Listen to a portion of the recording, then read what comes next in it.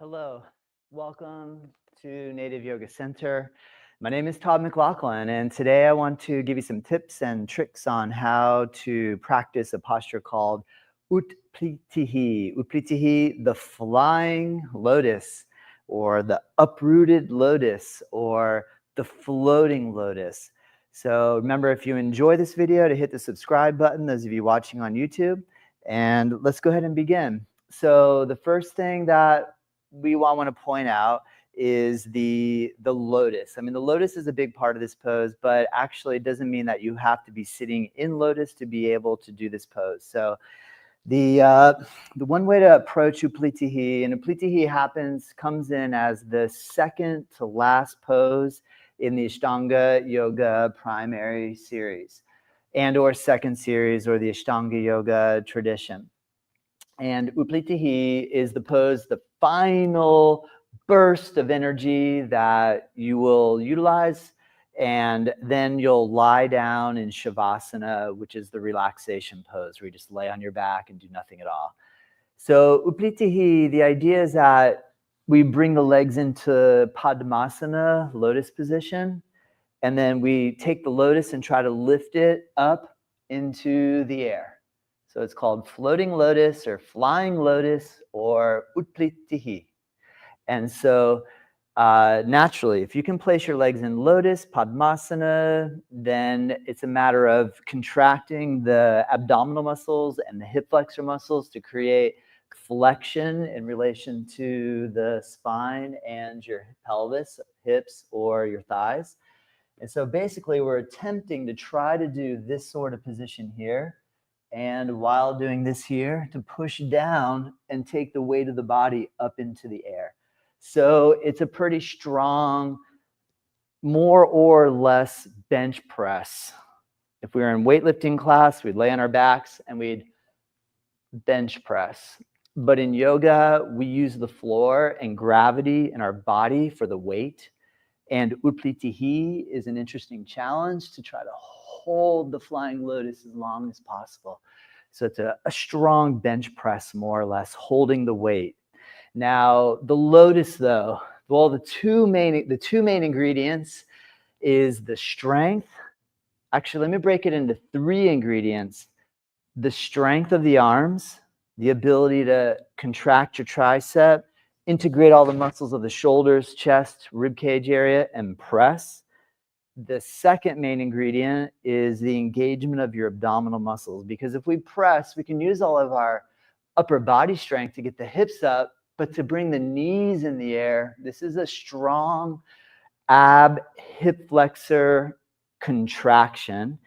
And the third main ingredient is what we do with the legs. So in this case, I have my legs wrapped in Padmasana and lotus.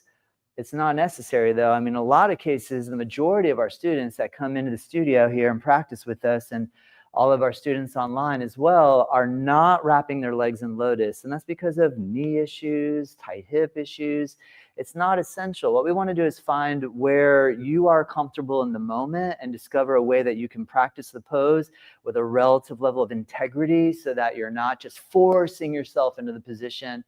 And in most cases, good luck even trying to do that to begin with, because lotus is really difficult for brand new students. So as a Yoga for Beginners tutorial, what I want you to do is start off by first come into a cross-leg position. Take your classic easy style cross-leg position. Now, there's a chance that sitting on the floor cross legs is still too advanced for you. One option can be to take a blanket, a prop underneath. But the challenge with this is now when the hips are off of the floor, then our arms feel like they're too short. And so this will make this pose tricky. Now, if you have a chair, one way you can do is you sit in the chair, you put your hands on the edge of the chair, and you practice pushing down and lifting your hips off of the chair using your upper body strength. So that's one way that you can access the strength component of the arms. The other way that we can access this component is to basically to be able to get down on the floor, to find a way to sit comfortably And I don't have blocks here to show you, but if I had blocks right here right now, I could take blocks on the floor and put my hands on the blocks and push down and lift up. But another way I can access this, I've now figured out a way to sit relatively comfortable. I'm going to see if I can lean and then just start to engage leaning some pressure down against the arms. Now, one of the other key components that I see a lot is that there's a wrist issue or a shoulder injury. And in that sense, we might need to only do like 5 to 10% pressure of the hands against the floor. So all I'm doing is just trying to get, now let me point something out before I go too far down that track. I suggest don't try to do it up on your fingertips because it's a bad habit to break. There are yoga styles that teach yoga posturing up on the fingertips. I don't recommend it. I recommend getting the full palm surface down on the floor. So we don't really want to push down until you are able to get your palms flat on the floor. Once you can get your palms flat on the floor, start to measure pressure in small incremental shifts and of increasing pressure. And right now, all I'm doing is I'm going from 0% pressure, 1%, 2%, 3%, 4%, 5%, 6%. I start to feel some pain. I'm going to back off 5%, 4%, 3, 2, 1. So see how minimal this movement is. It's so tiny. As a beginner, you might need to start off, especially if you have a wrist injury that you're recovering from or a shoulder issue that you're recovering from, you might need to begin with very light palm pressure. Very important. Don't try to do it if it hurts really bad. I need you to go slow, soft, and steady. All right, so now the next thing that we're going to attempt to do is with the cross leg position is to put the hands on the floor. Now, a lot of times what I'll see when people are trying to do utpluthih is they'll lean back on their hands and they'll push their pelvis up in the air. It's a very different pose. I mean, that pose is a little closer or akin to the tabletop position, which is a modification of a pose I already made a tutorial for earlier called Purdvottanasana, where we push up this way. So it's not a leaning back on the hands. One of the big differences in this posture is the engagement of the flexion of the spine, which is the forward curve of the spine, and incorporating the forward curve with pressure down against the palms. So in the beginning, really, if you are able to get down on the floor, you are able to sit cross legs. Now, in some cases, I come across students and practitioners that aren't able to bend their knees like this. So what we would do or can do is take our legs straight out in front. This is actually harder.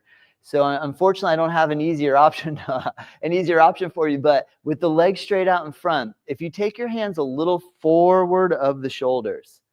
Okay, now my hands are forward of my shoulders. I'm going to lean my shoulders forward of the hands. And once I have shoulders forward of the hands, now I try to lean more forward while I push down to lift the hips in the air. So this is one way to approach the flying lotus, which is more of like a flying stick. And we could get fancier with this and try to float the legs in the air, but that's another story to tell. All right. So again, watch what I do. Hands on the floor beside the hips. Take the hands a little forward of the hips. Lean the shoulders forward of the wrists. Push down, engage as you push. Raise your hips in the air and just start working that strength in your arms and upper body and pushing your palms against the ground. All right, so this will generate a ton of heat. It's a great upper body workout. Strengthens all the muscles, the upper trapezius, the lower trapezius muscle as it draws your shoulder blades down. So awesome pose. Difficult, but amazing. Now, if you can cross your legs, the idea is very much the same, not much different, really, in that you're leaning forward and you're pressing and you lift your hips up. Now, another little strength drill that you can add in is to lift. And I notice I have one foot in front, one foot behind. The foot that's in front, which right now is my right leg, I'm going to lean forward, press down, and try to lift one foot in the air. Lower the foot, come down. Switch. Lean forward, lift the front foot in the air. Lower. Release. And this is a good way to rely less and less on the weight of the legs on the ground and more on your core power. So now another technique. All right, so now I've done a few tutorials already on how to put your legs in the lotus pose. So if you want to check out my library on YouTube, go ahead and subscribe to our YouTube channel, which is at Native Yoga, and the title of the channel, Native Yoga Center. And you'll see that I've done already a few tutorials on the Padmasana, but I want to cover my bases here with you now. Padmasana is difficult, right? And there's no need to be doing Padmasana if you have knee pain, if you have an injured knee, meniscus tear, MCL ligament issue, MC ligament issue. So what we can do, again, is work the cross-leg position. Now, one way, if I lift my feet in the air, I can attempt to hold my body in the air with my feet and my hips. So challenging, more challenging than having the legs wrapped in lotus, because when you can wrap your legs in lotus, they're tied up in a knot. So it's a nice, neat little bundle that you can lift up. It's actually easier because it's all joined together. This one's really challenging because this is all dangling out in front, and you try to lift that up, and it requires more strength because you're less aerodynamic and you're not bound in, tied up together.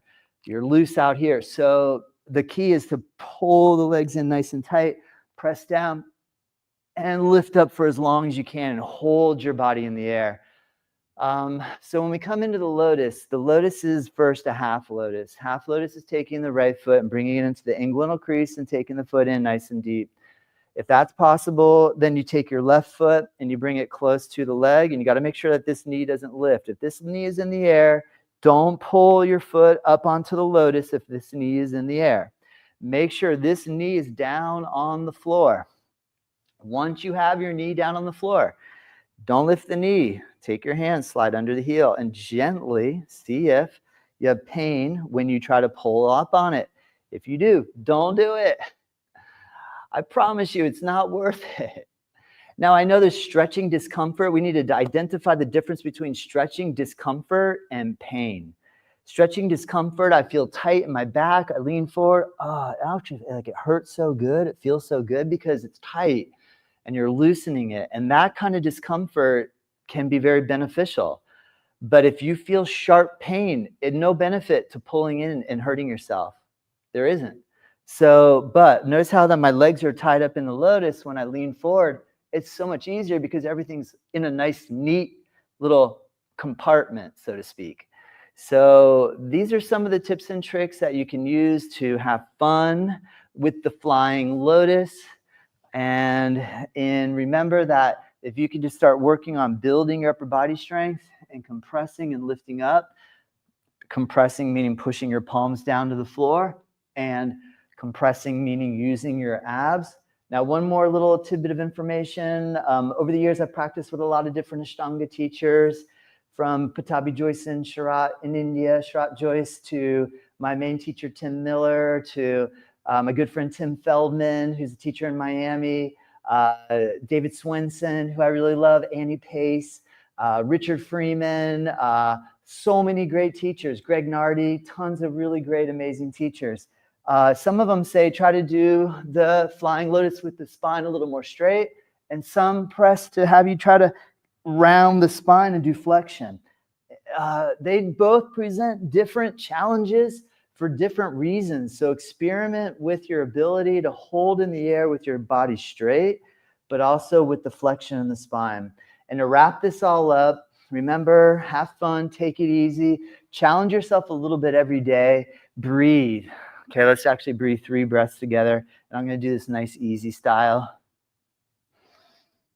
1, 2, 3.